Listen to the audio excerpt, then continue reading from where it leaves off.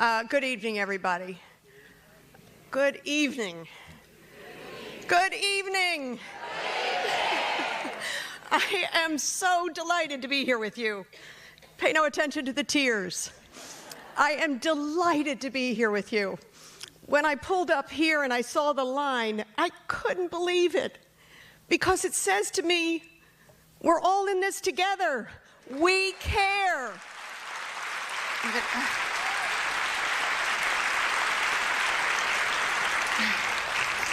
So thank you.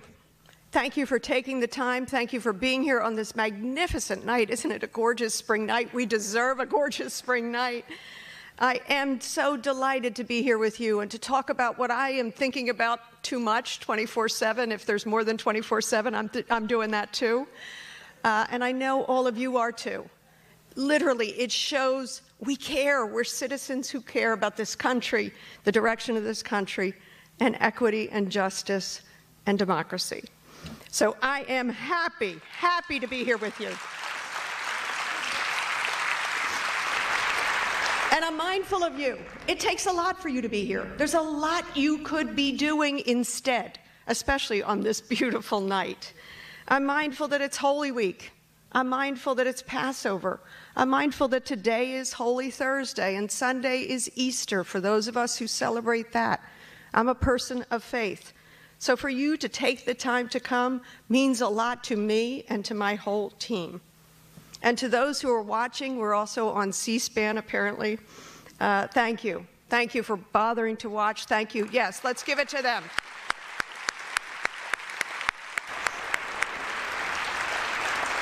And this is a difficult week for so many reasons. I know all of you are very mindful on the attack on the governor, the governor's residence, the governor's family, after they had celebrated Seder together with other members of their family and friends, being hauled out of the governor's residence. Look at that, being hauled out of the governor's residence. I have been in that room many times with multiple governors. In the middle of the night, I am so grateful to the state police and the first responders. Yes. Who got them to safety. But I think you agree with me, there is no room for violence in this country.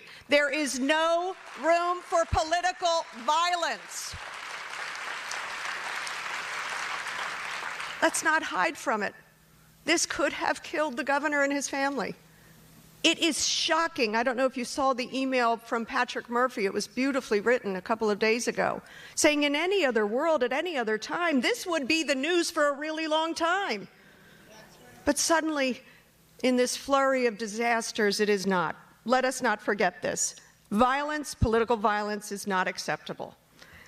I'm also mindful of, yet again, another school shooting as we sit here on a college campus. Florida State University, Tallahassee. I don't have the details. Sadly, I believe I've seen confirmed 2 dead and others wounded. I'm mindful of all that. I pray for an end to this stuff in our country. And it is citizens like you who let me know we're going to turn this around. So,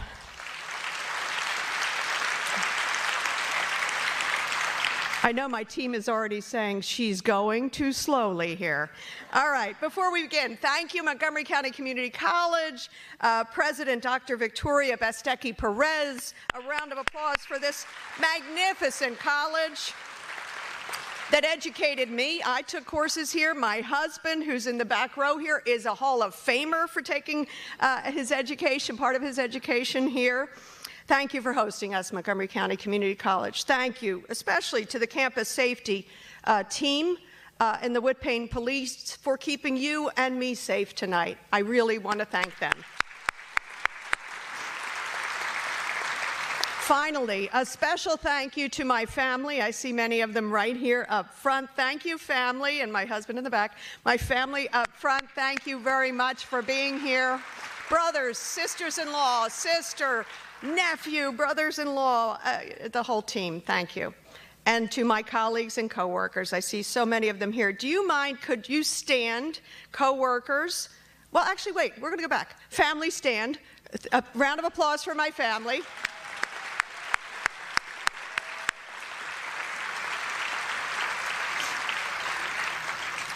And then to my coworkers, would you mind standing? As you are able, Megan.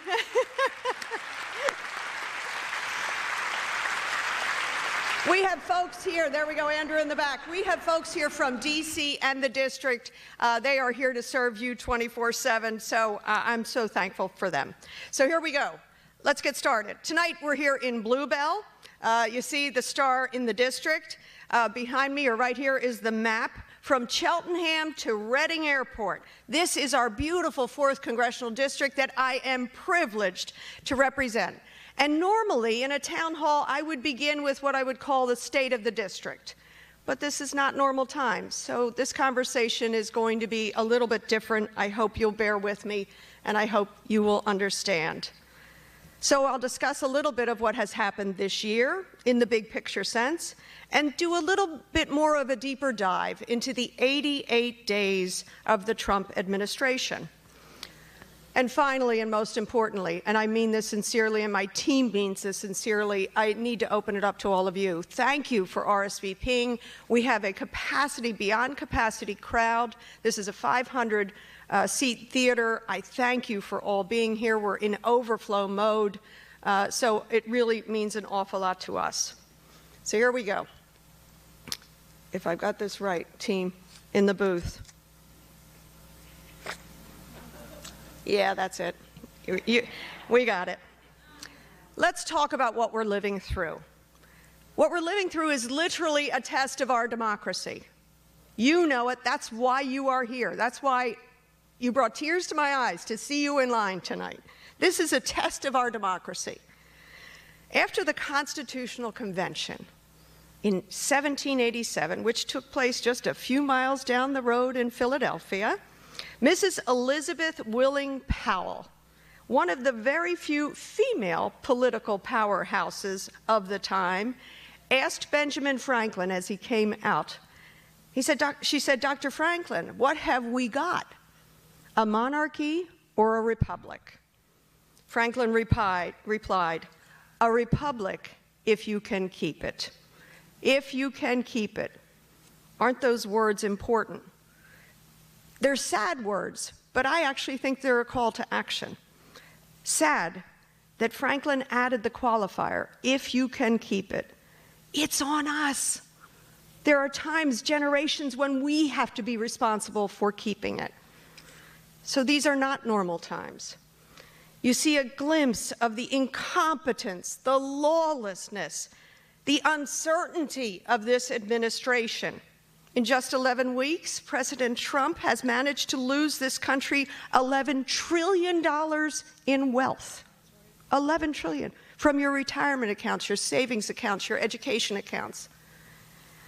In his first 88 days, and there's good news in 88 days. I want to tell you what the good news is. It's 88 fewer days.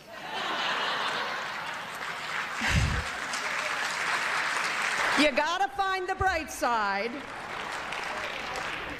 In 88 days, he has issued more than 200 executive orders, punishing tariffs on our closest allies and friends, gutting federal agencies like USAID. How about the Veterans Administration? How about the Department of Education? Firing federal workers indiscriminately, then needing to rehire them because they didn't know what the heck they were doing. Targeting judges, journalists, lawyers, law firms, media outlets, attacking Social Security. An effort led by Elon Musk, who called Social Security the biggest Ponzi scheme of them all. You buying that? This is not normal. But I want to tell you, from our point of view, it's also not popular. And you all have told me that. I have heard from you. Since January, I've held 2 town halls, telephone style, one telephone / virtual, and now this one in person. With the 2 telephone town halls, 12,000 of our constituents joined us. 12,000 constituents. Tonight, Hundreds and hundreds of you RSVP'd, sending us your questions, your comments, your worries, your concerns. And the most common word we have heard is, I'm worried, I'm scared, I'm afraid. And you can fill in what comes after that. But to those of you who have joined us tonight and who wanted to join us tonight, and maybe you're joining us by C-SPAN, thank you, because we will do this together. I am confident we will do this together. In the last 88 days, think of these numbers. My office has received nearly 10,000 phone calls. 10,000. And I'm proud of my team because when we get backed up, guess what? We log them and then we call you back. We call you back. And people are stunned. They're like, oh, I didn't think you'd ever call me back. We care about what you say. So thank you for calling. The set of questions we constantly hear is, how can he do this? Is he allowed to do this? What can be done? What can we do? Well, your questions are well-founded. It's lawless, what is going on. It is unconstitutional. So let's see here. There we go. I'm on target here. Let's remember Article 1, and I brought some with me because I'm happy to give these out. I wish our president would read it. Well, and understand it is another question. Not to get personal. Article 1 of the Constitution is about Congress. It gives Congress the power to create laws, to pass laws that are signed by the executive. It gives Congress the power. Let me read these to you. All legislative powers herein granted shall be vested in a Congress of the United States, which shall consist of a House of Representatives and a Senate. Article 1 also grants the power of the purse. You know that that's at stake here. No money shall be drawn from the Treasury, but in consequence of appropriations made by law. These are Article 1 powers. Article 2 is the executive. Article 3 is the judiciary. The founders had a plan, and they didn't want any one of these bodies, co-equal branches, to have it all. You don't want power of legislating or power of executing or power of calling the balls and strikes with the judiciary. You don't want the money and all of that all together. President Trump is trying to claim, and has tried to claim and claimed, Article 1 power to legislate through executive order. It's illegal. It's unconstitutional.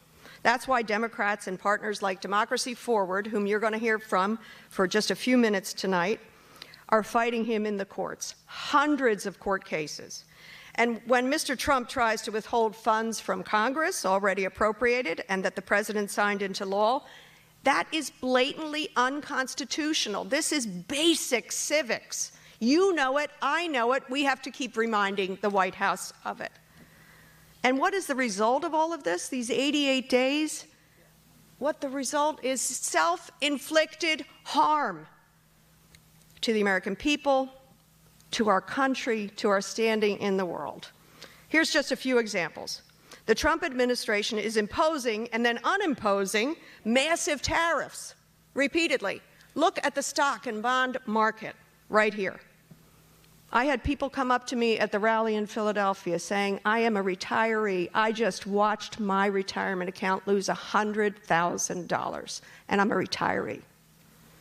He's hurting families, desperately trying to make ends meet, because tariffs are taxes. It's costs on you and me for things we need to buy. And it's harming businesses because businesses need some sense of certainty so that they can plan for the future. The administration is attacking universities, medical schools, wiping out generations' worth of research to cure illnesses like cancer, Alzheimer's, and so many more. And think about Signalgate, just a couple of weeks ago. They're putting our troops, our intelligence officers, our very national security at risk by chatting on a commercial application about classified plans, literally hours in the making and hours away, classified plans via an unsecure chat group. All of these actions make us weaker. I think of Madeleine Albright, who said that we, the United States, is the indispensable nation. But because of this president, we're losing that authority. We're losing that leadership, both economically and politically. We're losing the very trust of our allies and friends built over decades and decades and decades.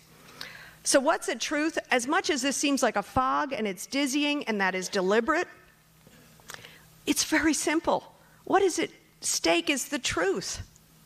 It's simply the truth versus deception and lies. It's Orwellian to me. Were you all assigned 1984 when you were in high school? Aren't you rereading it in your mind? We are back living these Orwellian themes.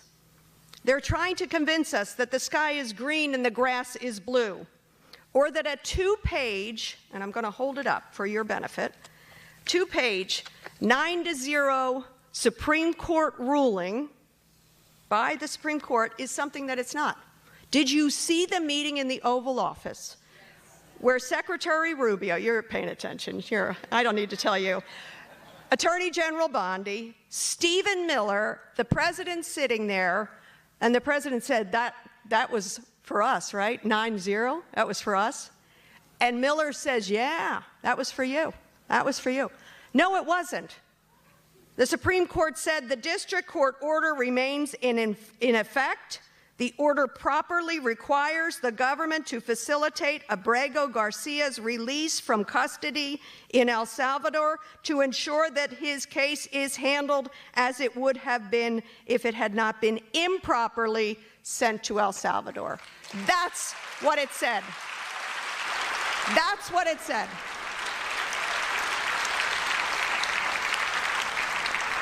Lies told in the Oval Office are beyond the pale. And that's why you're here tonight. And that's what energizes me. We can never be satisfied with that. We must continue to speak the truth, cut through the chaos, call out the corruption, the misinformation, and the lies. We got to get back to truth. There aren't alternative facts.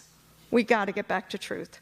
President John Adams said, "We are a nation of laws, not of men." We have to remember that.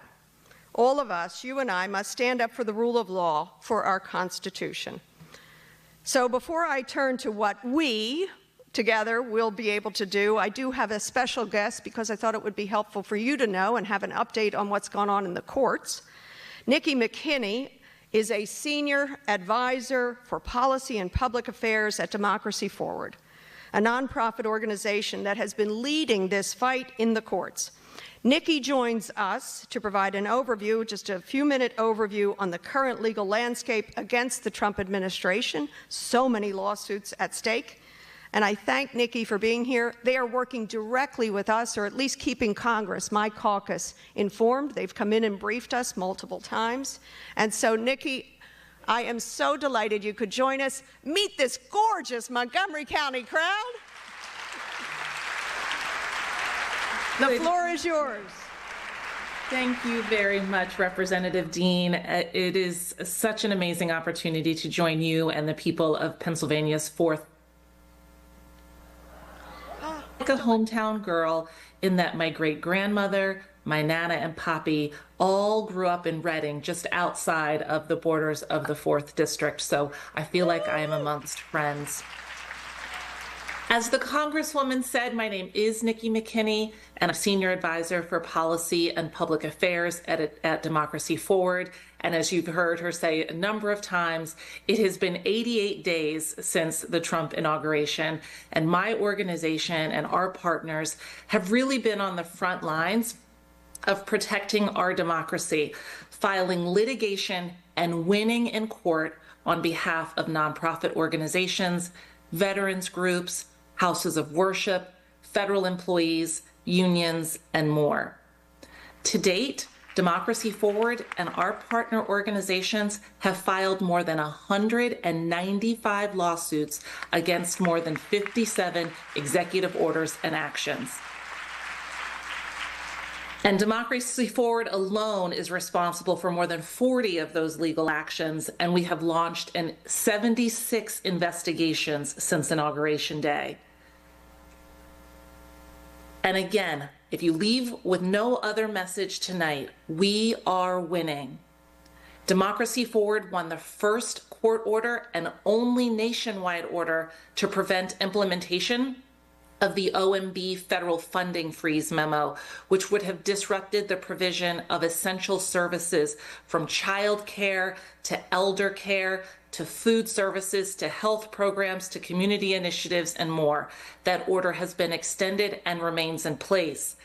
And a little bit more good news on that front. Earlier this week, a judge granted a preliminary injunction in one of our cases, immediately lifting the freeze on the Trump administration's on billions of congressionally appropriated dollars under the IIJA, or Bipartisan Infrastructure Law, and the Inflation Reduction Act. As the Congresswoman said, Congress passed these laws to support infrastructure improvements, climate initiatives, and public health protections, and for the administration not to ensure that those dollars go to where Congress intended, we believe is unlawful. We also obtained the first mass reinstatement of civil servants. Democracy Forward filed a first-of-its-kind class complaint before what's called the Office of Special Counsel on behalf of federal employees with probationary status. Those are individuals who had been terminated, and we were seeking a stay of those terminations. The Merit Systems Protection Board ordered that those probationary employees that we represented be reinstated. Soon after, the MSPB ruled that more than 5,600 employees from USDA be reinstated. Now, I know you're wondering, that seems contrary to some of the news I've read, Nikki.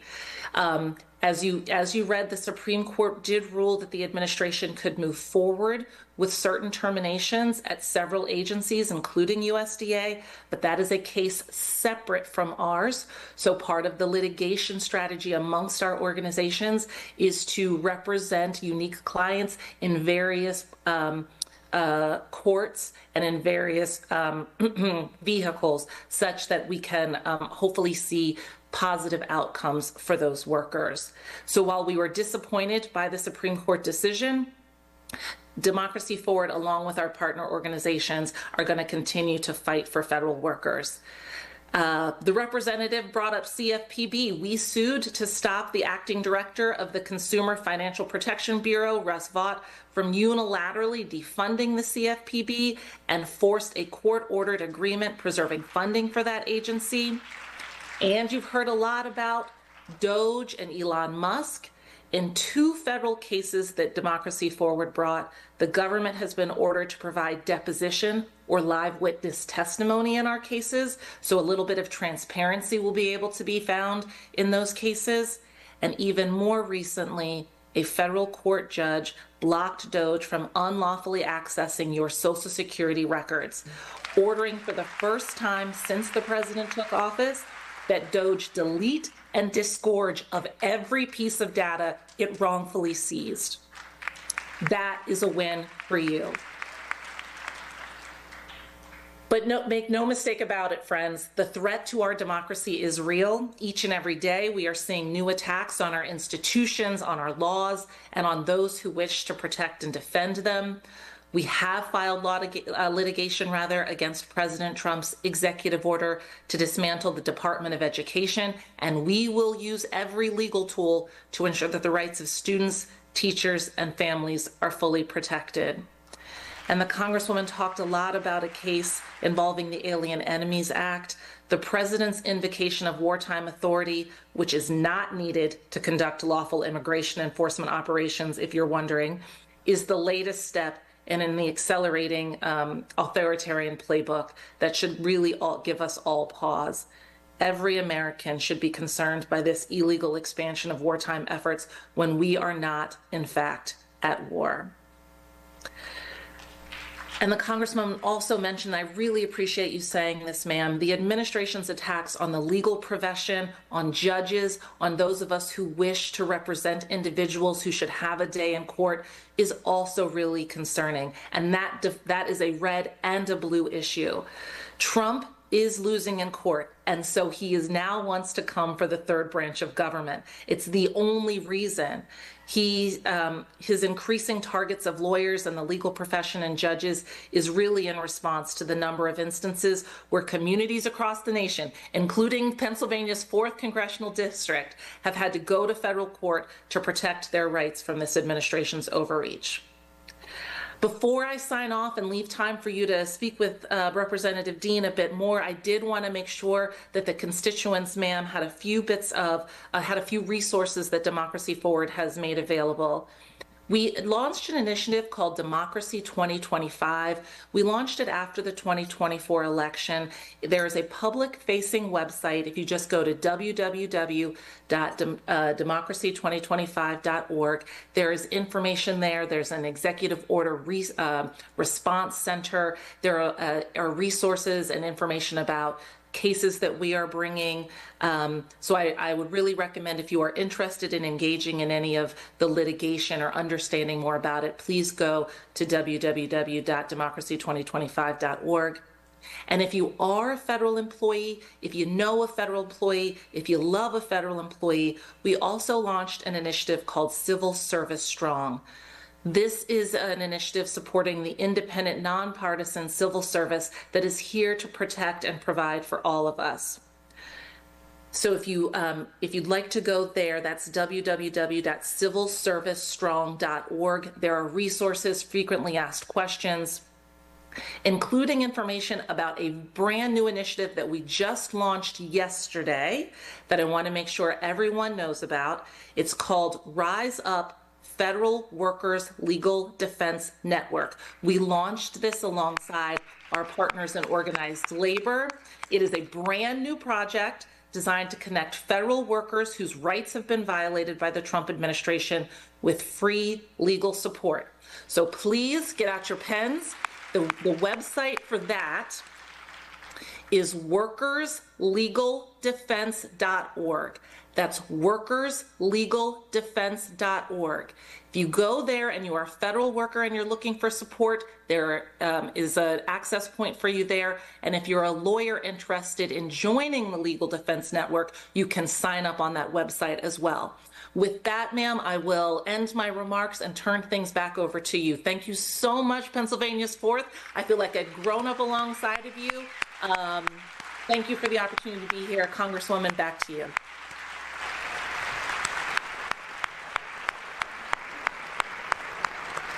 Thank you, Nikki. I hope you felt the warmth of this audience for the work that you are doing. Thank you, Democracy Forward, for continuing this work. And they have other partners in this fight. And as I say, they keep us abreast of actually everything that is going on with litigation. We have a strike team through Hakeem Jeffries that's working to understand exactly where these cases are and where they are proceeding. Thank you, Nikki, very, very much. Yes, one more round. So I just wanted to begin to end and then get it over to all of you. This is the way I've decided to sort of frame it. What can we do? Many of you have said to me, what in God's name can we do? And I want you to think we are not without hope, because here's the way we attack this. We have to attack it on multiple fronts. You just heard from Nikki. We are attacking it in the courts because so much of what the Trump administration is doing is simply lawless. It's outside the Constitution. It is outside the rule of law. And it is up to us to make sure we protect the rule of law. Congress, we have a role to play. I know I'm in the minority, but we're only 3 seats in the minority. So we have a role to play to do robust oversight. Citizens like you and me, I think this is the most powerful part of this equation. It's you and me. It's citizens. It's the rallies you're seeing. It's the peaceful protests. And finally, the 4th C that I have come up with, and I've shared with my caucus, and some of them are also sharing, is calling out the appalling silence of others. So we've heard from Nikki about the courts. In Congress, we are doing oversight. We are holding field hearings. We're doing press conferences when the majority will not do them with us. We're bringing your stories to light. We're introducing legislation to limit or to put a stop to Trump's unlawful actions. And just like post-Nixon, there will be a whole set of reform legislation that we will have to initiate and pass.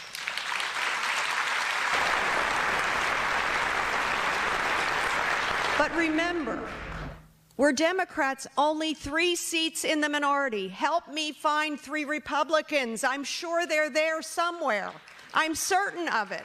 There are people of good heart on the Republican side. We need them to step up. We need them to vote like they believe in what we believe in. We just need 3. And I remain hopeful. What I'm doing is I'm going directly to the head of federal agencies, HHS, requesting information, demanding answers, transparency, and a reversal of actions.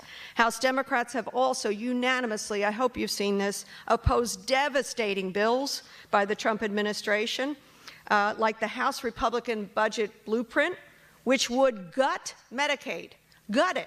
$880 billion gutted out of Medicaid at a minimum under their blueprint. I'll continue to vote no on legislation that harms seniors, veterans, strips health care from the vulnerable, or takes away resources from any of us. And finally,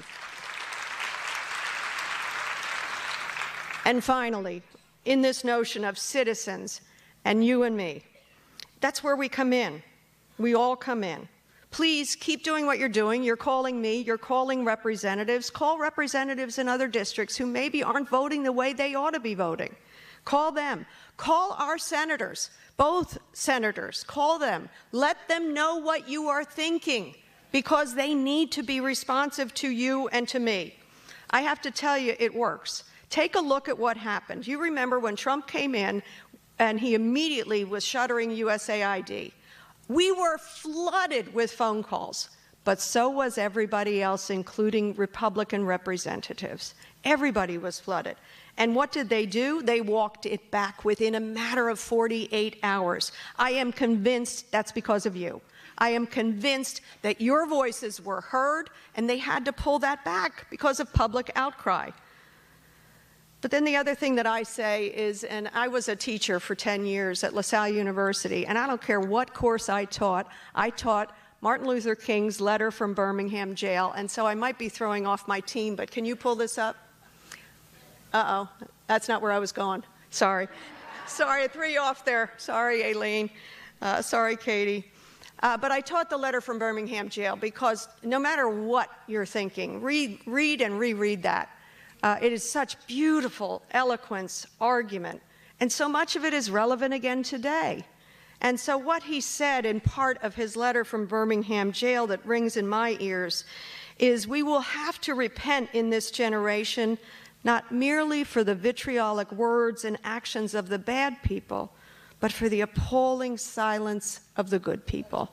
We must call out the appalling silence of the good people.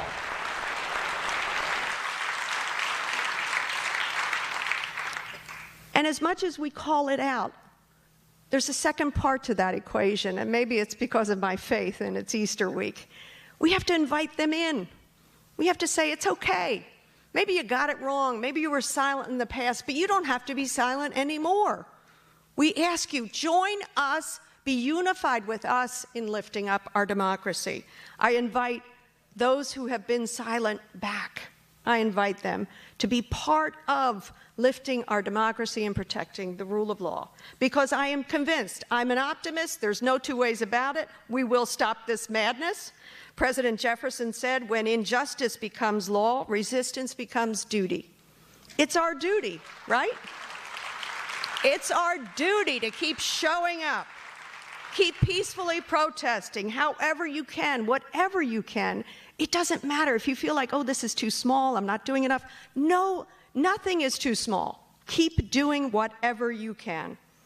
And behind me is a short list now of some things that we put together, some ways to get involved. And we'll share those with you. So before I turn this over, and we have microphones coming around for your comments, your questions, I want to remind you that we are here to serve you. Now you can come up with the office pictures. Here we go. Here's our humble offices that we are so proud to be a part of.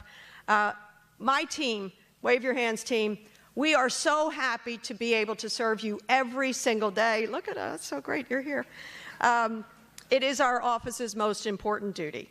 To date, just to give you this year, we opened more than 550 cases just since January 1st. We've closed more than 475 cases. Most of our cases are resolved in days or weeks. I will admit some take a little longer. Some immigration ones take a little longer. But please, stop by, email, call us, visit our website, dean.house.gov. We are here to serve you. That is the most important thing we can do. And so I'll end with Franklin's words as a reminder of what's at stake. A republic, if we can keep it. And I think that's a marvelous calling. I don't take it as sad. It's our generation's duty to be part of keeping this republic. And I believe, with all of you, we're going to keep it. Now I invite your questions.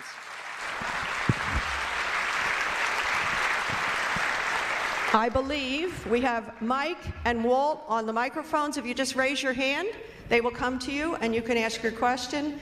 And we are really delighted you're here. Go ahead, Walt. And somebody get the hook if I talk too long. I want to get as many questions in as I can. Hi. Hi. Get to ask the first question. I'm Eliza Schatzman. I'm from Ambler. I run a court accountability nonprofit. My question is about the federal judiciary, a branch of government that was broken before Trump and may still be after Trump. As you're aware, but others may not be, the entire federal judiciary is exempt from all anti-discrimination laws. Title VII, the Americans with Disabilities Act. 30,000 people work for the federal courts, and they lack basic workplace protections. Judges are literally above the laws they enforce. I'm wondering what you're doing as a member of Congress and a lawyer to ensure that judges are finally held to basic ethical standards. Thank you. Tell me again what you do. I want to understand the group. I run the Legal Accountability Project. It's a court accountability nonprofit. We work with your office on stuff. Yeah, thank you. Do we have a bottle of water? Anybody have a bottle of water here we could offer this woman? Yeah. Bottle of water? Anybody? See if we can get a bottle of water. Thank you for the question. I worry very much about our federal judiciary for those exemptions or those inoculations from equity. It makes absolutely no sense. And so I'm actually part of a team, and I think you already know this, I'm part of a team that is also for other reforms for the federal judiciary, including the Supreme Court of the United States, that they must be held to account. Thank you. For anti-discrimination, and of course, we're at a moment when we have an administration who's attacking DEI. So I am with you. I'm with you in terms of legislation.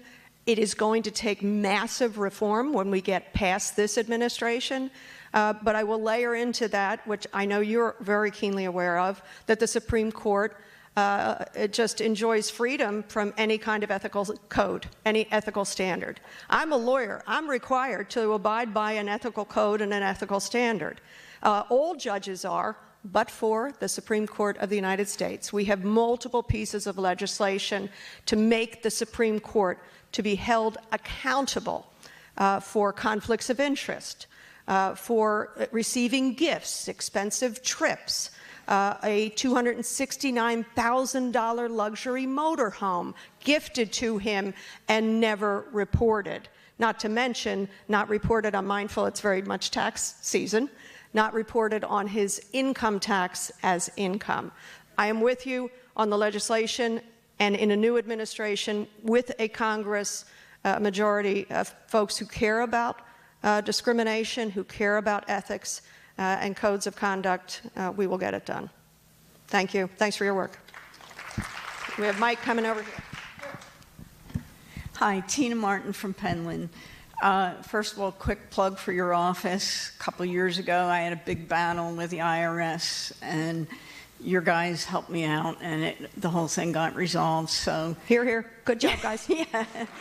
My concern is that the administration is already ignoring the 9-0 decision from the Supreme Court. And how do we enforce that? It doesn't seem to me that there's any possibility of enforcement on these court decisions. And I'm just worried that how do we move forward without that? I share your worry, and I bet there are about 400 people in here who have that question as well. I share your worry, and heartened by all the work you just heard Nikki was doing, but also by, maybe you saw some of the very recent opinions of lower courts who have come to the brink of holding the administration in contempt.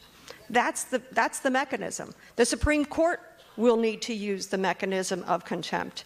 We considered the mechanism of contempt in Trump 1.0 with different impeachment and different folks defying our subpoenas.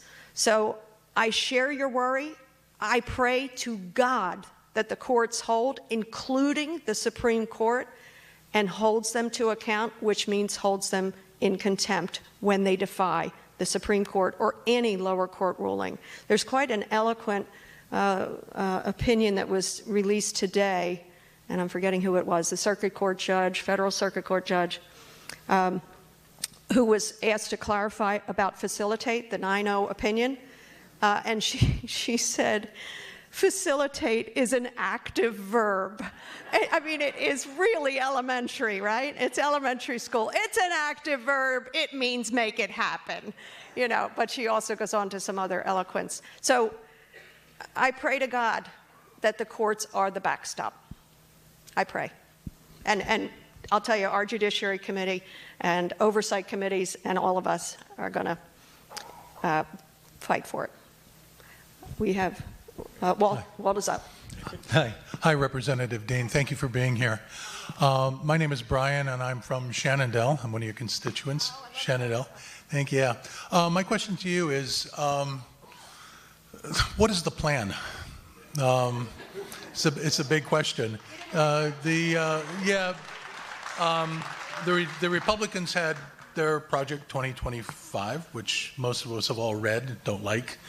But is there a plan that the Democratic Party is coming up with for future elections in terms of how are we going to address the country and the problems and undoing what Trump has done? It just seems to me that I'm almost saying we look like we're the party of I hate Trump instead of having some kind of future plan for what we're going to do down the road in future elections. And I so appreciate that question, and it is one I get an awful lot.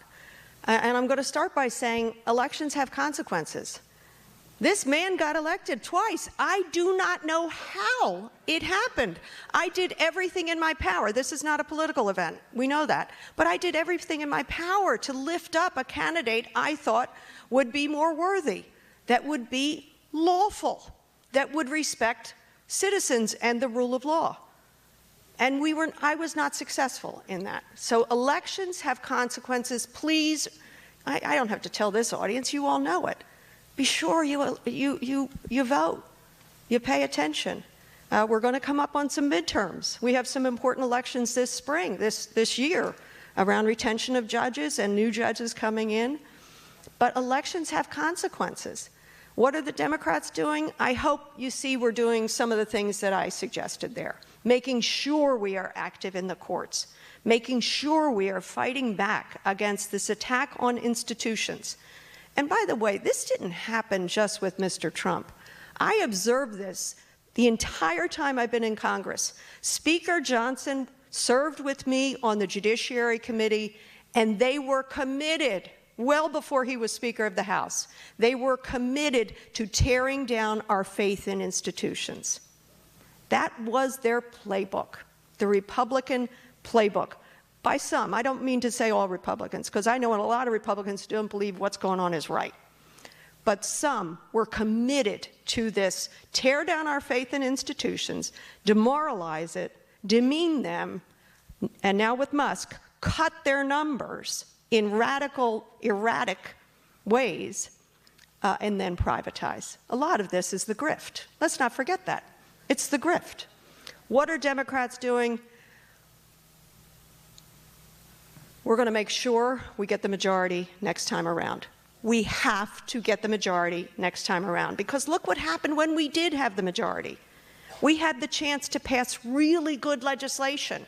whether it was legislation protecting our veterans, the PACT Act, the infrastructure bill, the IRA, protecting our planet, reducing prescription drug costs for seniors. This administration wants to undo all of them. So what are Democrats doing? I know we're always criticized for being so crappy at messaging. I'm looking at Howard and Jill. Aren't we always criticized for that? We're so criticized for being crappy at messaging. But I actually see a shift. And here's the shift. It's not Republicans versus Democrats. It's literally all of us. I am talking to so many people who said, I didn't vote, or I voted for him. I never thought it was going to go this badly. I now see a feeling of citizens. And what I'm hoping is we will pull and drag in some of the Republicans, the silent Republicans, or those who recognize, talk to me privately, who tell me privately, oh God, I can't stand what he's doing. I say, but why don't you vote like that? Why don't you speak up? Well, if I do, I'll lose my job. And I say, is it worth it to you? Make it not worth it to them. Make sure we pressure the Republican representatives in Pennsylvania and say, you have to vote your constituents. You have to vote for our democracy. So we're going to keep pounding it. We're going to keep mucking up the message. But I think people are more and more getting that it is about the rule of law. It's about democracy. It's about basic truth. And you said Project 2025, and I love what Nikki was telling us. We have to look into their website. Project 2025, think of the Department of Education. I think it's page 319. The very first sentence says, get rid of the Department of Education. Why do you do that? Because you don't want an educated electorate. That's what Republicans are asking. You don't want an educated electorate. Let's make sure we reduce the Department of Education, shutter that, as they're also trying to control Harvard and Penn and everybody else too. So we're just going to keep pounding and fighting. I hope running good candidates who believe in these same basic tenets of our democracy. And I need your help. I literally need your help. I need all of Shenandoah's help. Thank you. Hi, John Lockard from Drescher. You've helped already with some of your comments, but in my letter writing to our two senators, Fetterman gives almost apathetic responses.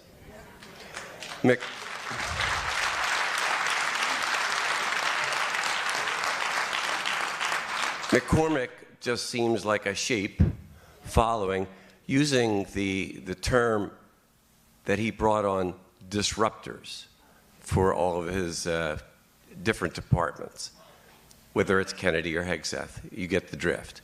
But I don't get an answer from them that is any movement toward democracy. And most frustrating is Fetterman. Do you have suggestions? Thanks.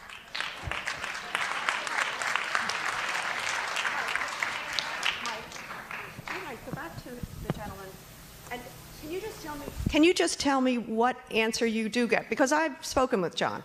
Can you tell me what answer you do get? Well, you know, it's almost too hard to remember because it's so vague. Oh.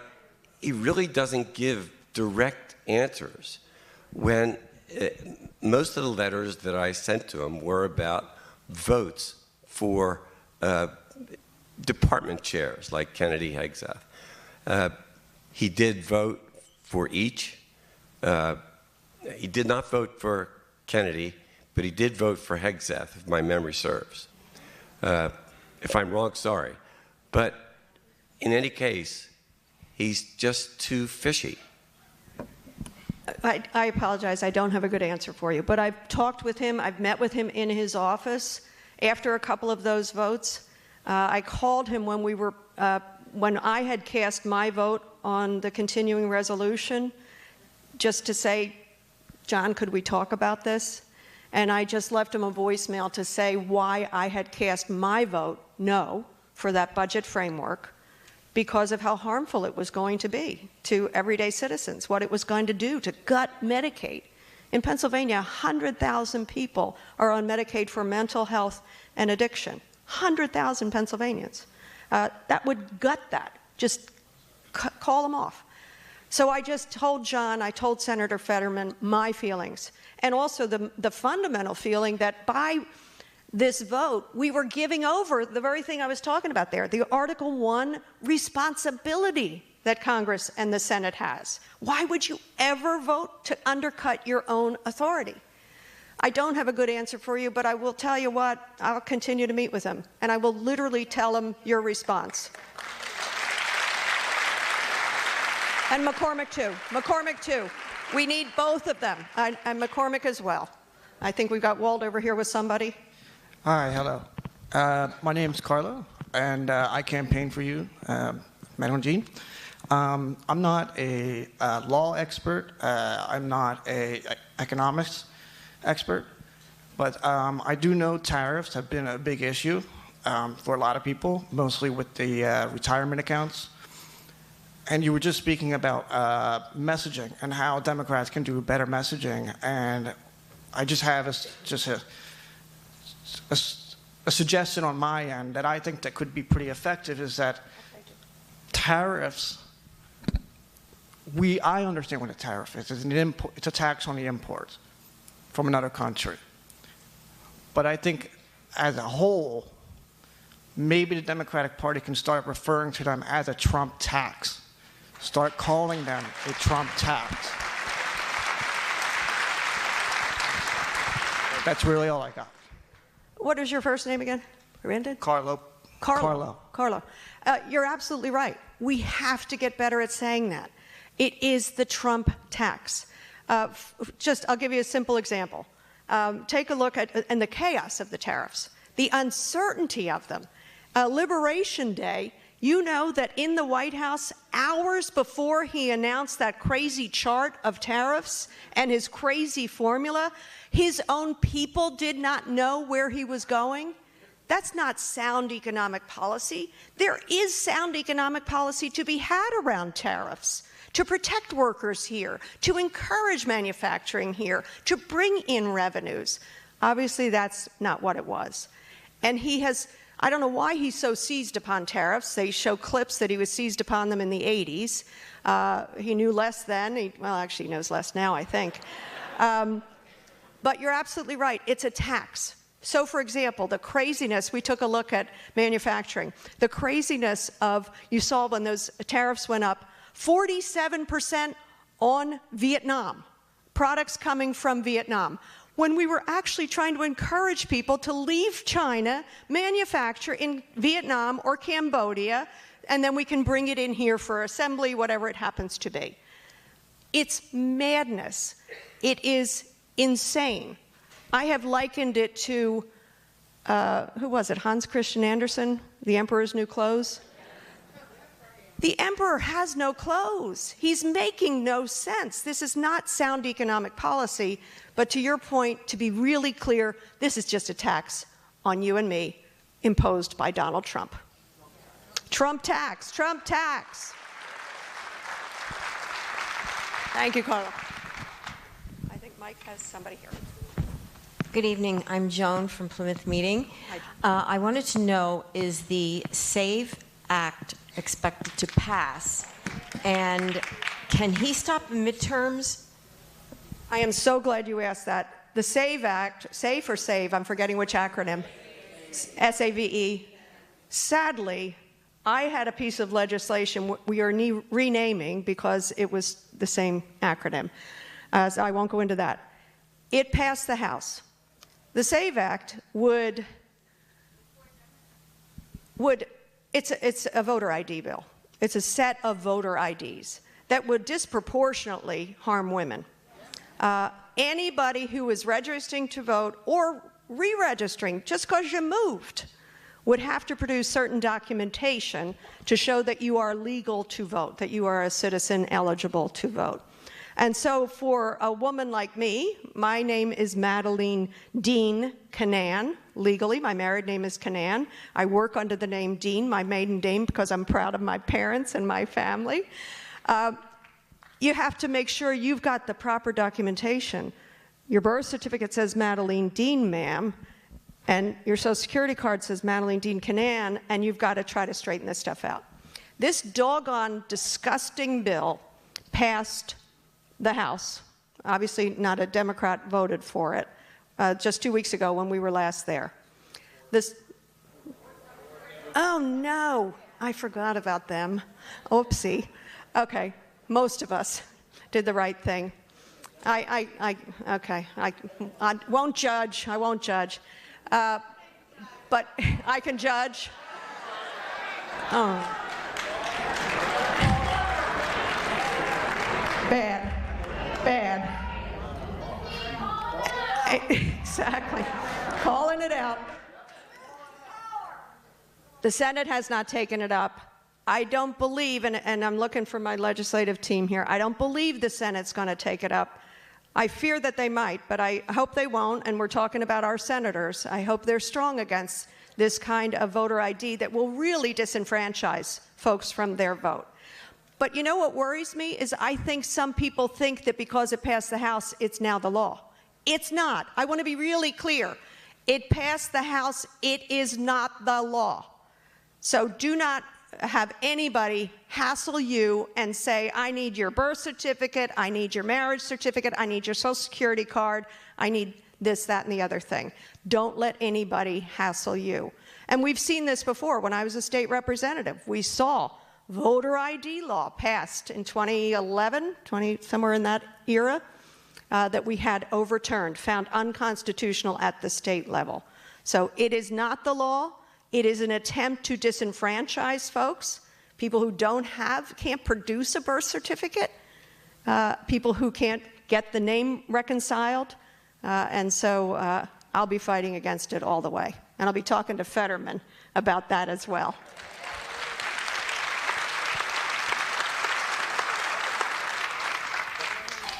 Next. There you go. Whoa. She knows me. I'm Ellen Brookstein from Upper Dublin. Democrats are in the House, right? I think many of us watched Rachel Maddow's interview last night with Senator Van Hollen. Yeah? This is keeping me awake at night. You're on the Foreign Affairs Committee, correct? Yes. Has there been proof of life? Is this man still alive? Do we know? Not that I know of, no. Hello, Ellen. Take a look at her shirt. I am very mindful that we had yet again another school shooting. Thank you for your work around gun violence. I do not believe we have. And I was thinking of how the Red Cross is usually called in to make sure that people are alive and being treated appropriately. I don't believe we have that. So what's going on that the Republicans can get into the prison and do photo ops and everything, and Senator Van Hollen can't talk to him or get in to see him? Or I don't know, but I'm very proud of Van Hollen for going there. We are also looking for a trip for me. I will do everything in my power to go there. And I don't know about you, we had a slide where we had all those white sheets. Here's a word I didn't think I was going to be using: the disappearing of people. When did we start thinking about the disappearing of people?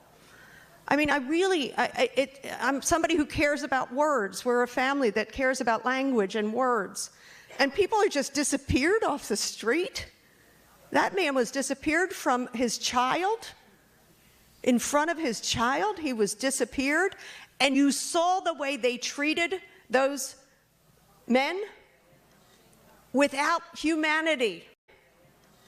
Without humanity, shaving their heads, making them look like they are less than, disappearing them. So I'm damn proud of Van Hollen, and we, members of the House, will go. We've asked for a trip, a congressional delegation. The majority will never approve that, so we're just going to go on our own dime.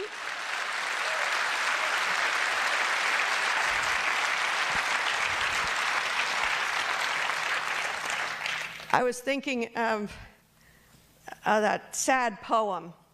First they came for the communists, and I didn't speak up because I wasn't a communist. Then they came for the Jews, and I didn't speak up because I wasn't a Jew. And then they came for the unionists, and I didn't speak up because I wasn't a unionist. And then they came for the Catholics, and I didn't speak up because I wasn't a Catholic. And then they came for me, and there was no one to speak for me. We must not let that happen.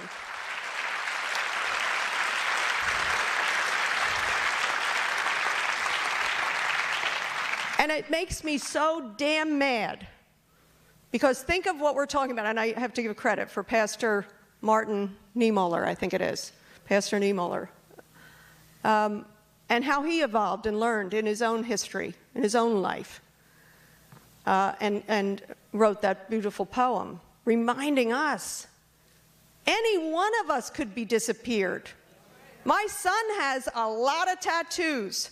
One of them's a crown. He might be disappeared. I have a tattoo. My husband thinks we should write an article. My son and I might both be disappeared. You just don't know who might decide to judge you with extraordinary powers and disappear you. And you know what else gets me? All the things we were talking about, they're so critically important. Think about the things we're not able to talk about, because we're so focused on this madness, this chaos, this lawlessness, this corruption, this grift. We're not talking about our place in the world, our standing in the world. We're not talking about peace in Ukraine. Remember, President Trump was going to end the war day one. We're not talking about that as people are dying in Ukraine. We're not talking about the people dying in Gaza. We're not talking about the hostages who have yet to come home. We're not talking about any of that. We're not talking about the justice and injustice around the world. And we're not talking about our leadership. I don't mean that in a haughty way. The United States is supposed to be the leader of the free world because we have this precious democracy. But we can't talk about any of that because so much is at stake. And this man is so corrupt and so without a conscience, without an understanding or any care for his oath of office. You know, I was a part of a couple of impeachments.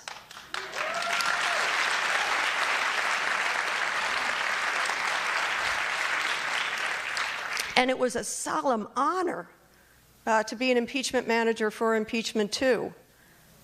And we should have gotten it done then. We need to do it now. I agree with you. I agree with you. He certainly committed high crimes and misdemeanors. I do believe we will get this done. He will get his due, but man, oh man, who's getting hurt in the meantime? I have a question here. Hi, my name's John from Trooper. One of the things that really disturbed me is all the fighting between the Republicans and the Democrats over money. That's why they want to cut $800 billion from Medicaid, and everything else happens that they always want to take money away from the public and from programs that the country needs. Okay? You brought up Article 1. Very important, Article 1, Section 8, Paragraph 5. Congress has the power to coin money and declare value thereof. Why doesn't Congress coin money to pay for the programs? Why are we borrowing? There's nothing in the Federal Reserve Act that says that we must borrow from the Federal Reserve. There's nothing there in their purpose of the act. There's nothing on their website that says that's their purpose. Their purpose is for monetary policy, not coining money, giving the government the money it needs to operate. After the Revolutionary War, we had 13 different currencies, after the Constitution, we had one currency because Article 1, Section 8, Paragraph 5. When is Congress going to start using their power? I thank you for that question, John. Yes, applause for the question. We need to use our power. But I would back up on you and say we have the power of the purse in Article 1, as we pointed out, and we do have the power to coin money. But while we have the power of the purse, why don't we balance what we are doing so that this administration wants to cut from essential services like Medicaid, which supports our seniors, supports everyone with disabilities, supports children, and in service of what? Tax breaks for the wealthy. This is about balancing a budget. This is about, and I don't say that falsely, I don't mean that a government's budget is exactly like yours and mine in a household, because governments go on in perpetuity, God willing, if we can keep it. But we don't need to coin more money if we are not pursuing policies that are just to give trillions of dollars of tax breaks to the top less than 1%. We need to actually care about what we're doing. And this is what's so crazy. I know a ton of Republicans, they are fiscally conservative, but their party has left them, has abandoned them on the platform of I don't know what. Republicans care about debt and deficits. Do you know what this administration is trying to do? Raise the deficit, raise our debt by $4, $5, $6 trillion in a year, $20+ trillion in 10 years to continue the Trump tax breaks. We have the Trump taxes. We have the Trump tax breaks for the very wealthy among us, and they want to continue it and balloon the deficit. And Republicans are deficit inflators. Democrats are tax and spend. And that's false. Republicans are deficit inflators. Republicans pick up that message. It is true. You're absolutely right. If you take a look historically, under Republican administrations, deficits go up. Under Democratic administrations, deficits went down. Biden gets credit for, I think, reduction of at least $1 trillion in deficit. And not to mention, let's not forget, he left office and handed over to the Trump administration an economy that was the envy of the rest of the world. The envy of the rest of the world. And then you take a look at the tanking here. So, yes. Adam Bard, Cheltenham. First of all, thank you for this. It makes me proud to be a Pennsylvanian, frankly. You mentioned, you led off with separation of powers. I understand the contempt tactic, and I hope it can be pushed. But when is it strategically advisable to equate essentially ignoring the only constitutionally mandated court, to equate that with a high crime and a misdemeanor? Say it again. When does it make sense to call out ignoring a unanimous Supreme Court order as maybe the supreme high crime and misdemeanor? Oh, I think you're right. It is. It is. But you know the process. What we do is we put in resolutions, articles of impeachment. And you remember how tortured it was in Trump first version. You have to file articles of impeachment and have them brought forward. With this Republican majority, with this Speaker of the House, they will go nowhere. He is worthy of articles of impeachment. There is no two ways about it. I remember when we were debating the first impeachment and then the second impeachment, there were arguments made. You could do a litany of high crimes and misdemeanors, and then the second one, we just went with one, incitement of insurrection. We just tried to simplify it so it wouldn't be 10 articles of impeachment, though he was worthy of all of them. Our problem right now is we need 3 more. You're exactly right. Articles of impeachment and 3 more to say, I agree with you. This man is guilty of high crimes and misdemeanors. And we're going to pursue it. Trust me. Oh, and then the Senate will try him, and we saw what happened there. Yeah. Think of where we are because of the Senate. Think of where we are. We got 57 who saw it correctly, and we needed 67, I guess, 2/3.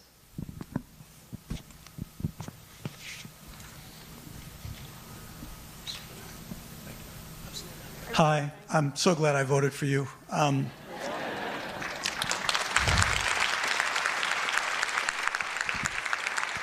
My name is Len DeSessa, native New York City boy, now living in Pennsylvania. I'm a Vietnam veteran, retired deputy police chief, and a former New Hampshire state rep. And I am appalled at what I'm seeing in my country. I'm reminded that in July, it'll be 249 years since we signed the Declaration of Independence. Yeah.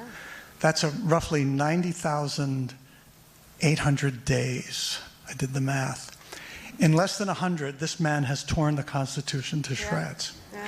My concern is what happens when he declares martial law, when he suspends habeas corpus and says midterm elections, we're in a state of emergency, we're not going to have them. Here's my question, though, Representative Dean. I know there are parliamentary tricks. If we could take a page from the Republican playbook, there are parliamentary procedures that can stall his appointments, that can throw monkey wrenches into this system and slow him down. Why isn't the House of Representatives doing that right now?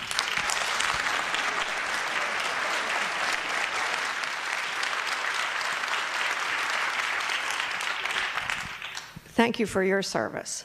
My brother Bob is here. He also is Vietnam vet, Navy. Here's Bob. Thank you for your service. I suspect we have, how many other vets are in the audience? How many vets? Look at that.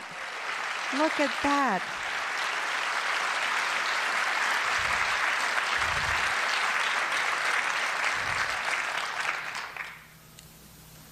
And let me just take an aside, if you don't mind. I'm going to zig a little. Just to say, did you see what the administration wants to do to the Veterans Administration? Cut it by 80,000 workers, 80,000, and yet Secretary Collins says that will not affect services to veterans. That's nonsense. We all know that. Your question again was martial law. And using every procedure, every tactic we possibly can. We are doing some of it, and I agree with you, not enough. And I have argued this in caucus, to say use every parliamentary, I say trick in the book, and I don't even mean that. It's use every parliamentary procedure, as you say, to slow it down. Why these nominations were slowed down in the Senate, weren't slow walked in the Senate, were criticized more heavily, I do not understand it. He got a pass on way too many of them. I do not understand it. We are using some of those procedures, but not enough. So one of the procedures we're using is discharge motions. So what you do is you have legislation, it's been filed, and it's been live a certain number of session days, and at a certain point, you can put in what's called a discharge procedure, meaning, Speaker, we get it. You're not moving my piece of legislation because I'm a Democrat and you don't like what the heck is in that legislation. I'm going to get 218 signatures on here to force you to put this bill on the floor. So we are doing that with different pieces of legislation, and we've had some success getting some Republicans to sign a little bit, but not nearly enough. We need to be using many, many more procedures like that. And I have literally said, can we have the parliamentarian come to caucus and say, try this turn, try that turn. So I'm going to keep pushing for that. You're absolutely right. On the question of martial law, people text me in a panic. Is it possible he's going to declare martial law and avoid another election, cancel an election? I didn't used to be like this. He will do anything. Of course he will. Will he try to run for a third term and stay in office? Of course he will. I have to tell you, and I told my team this, I'm such a crazy, cockeyed optimist. I went to his inauguration, the second inauguration, with some hope. I thought, I'm going to attend because I'm here. We can work together. Maybe there'll be some kernel of decency in this man. He's one after all. And he stood there, and with Biden not 10 feet from him, said such lies and disrespecting things. I thought, okay, never mind. No, there's no decency. He cannot claim the win. He's so filled with revenge and hate. I don't know where it comes from. Some psychologists about 100 years from now will tell us. But as we heard the diagnosis. But I also say, I would put nothing beyond what he and his team will do, and the evil planning that they are so doing. They're incompetently doing so many things, but they are so methodically doing others. The authoritarian playbook, Stephen Miller, is in play. We know that. And so I will take it to caucus. I'll say exactly what you just said, and say we have to use every device we possibly can and call upon our Senate colleagues to help us to slow walk some of this craziness. We're going to do one more question after this one. Okay. And I do have constitutions here. If anybody, for the heck of it, would like one, I carry one with me every single day. Yes. I carry that and the Beatitudes. I figure the Constitution is my guide to civic life, to patriotic life, and the Beatitudes is my guide to life. So that's what I carry. Robin, Lafayette Hill. Okay, I'm a little confused.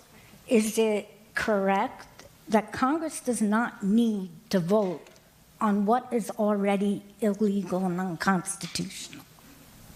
That's correct. What are you thinking of? What are you thinking of? All the illegal things he's doing. You are correct. Okay, so, right. Okay. So the avenue of trying to go to all these courts, because it's just stalling things. If in fact the Supreme Court says you're in contempt, okay, then what? Are they going to come bring him out to jail? We are forced, and Democracy Forward and so many other law firms are forced to take him to court because you're absolutely right. USAID is an example. Let's talk about that. He attempted and did shutter USAID. And we had a hearing. Democrats, the Republicans wouldn't join us, had a hearing and had USAID folks in to talk to us and tell us exactly what happened. They were dismissed in a day. They couldn't take any of their materials with them. One woman had 10 years worth of work around the globe for USAID. She couldn't take the photographs of her trips and her work and the people she helped. Couldn't take any of it. The problem is, that was an utterly illegal action because we appropriated the money to USAID, and then USAID distributes the resources. Utterly illegal. But guess what? By signing that EKG executive order, USAID felt obligated to, okay, all right, you shut us down. You shut us down. That's why then you got to go to Article 3, the courts, to say, could you straighten this out? Tell us what was legal about this action. Because you remember what happens is, we go through, in a normal year, you go through a budget process. And then we pass a budget. It gets reconciled with the Senate's version of a budget. It goes to the president for signature. So the last budget that President Biden signed, oh my God, it's all blurring together now. Biden signed, appropriated those dollars. He does not have the power, but by his executive order, the agency felt obliged to stop their operations. Obliged. That's why we got to go to court. And that's why we have to count on Article 3, the judiciary, to do their job. Okay, but why can't there somehow be blanket injunctions that he stops everything he's doing that's illegal and unconstitutional until he shows proof of what he needs? He wants to reform a department. Why? How? I mean, no corporation, you couldn't go to school and do what he's doing with no backing of Well, sadly, audits? you can't just do a blanket. You got to go case by case, executive order by action, every single one. It can't be. And that's exactly what they're getting, injunctions. They're getting injunctions. That is Before they do, everybody does what he says. correct. Until the action is taken, you can't go into court and plead your case. So, all right, here we go. I thank you for the question. We have to rely upon all of these things. We have to count on the court. I know you said that was my last one, Walt, but okay, Sarah. Sorry, I'm breaking the rules. So I have to follow up on her question. So I'm Steve, right here from Bluebell, so thank you for being here tonight. Hold on, I'm coming. You got it? All right. I'm Steve Cronin, right here in Bluebell, and I have to ask a follow-up question to hers, because I think everyone in this room is in belief that Trump's just going to give the middle finger. When he finally is found in contempt, he's going to just go and give the middle finger. So where are we then? Do you believe that there's enough Republicans that will say, stand up and join and you impeach him and go forward? But where do we go when he does what I think we all expect is going to happen this week or next week? I don't have the answer, Steve. I wish I knew. I think it is going to be on all of us to call it out. I think you're right. That is most likely what he will do. Just say, I'm not abiding by this. But what the courts can do is to hold in contempt his minions, his courtiers. Hold them in contempt. Arrest a couple of them and hold them in jail.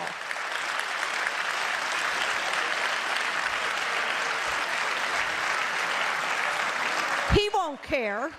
He won't feel the heat for them if A.G. Bondi is sitting in a jail, but it would be okay with me.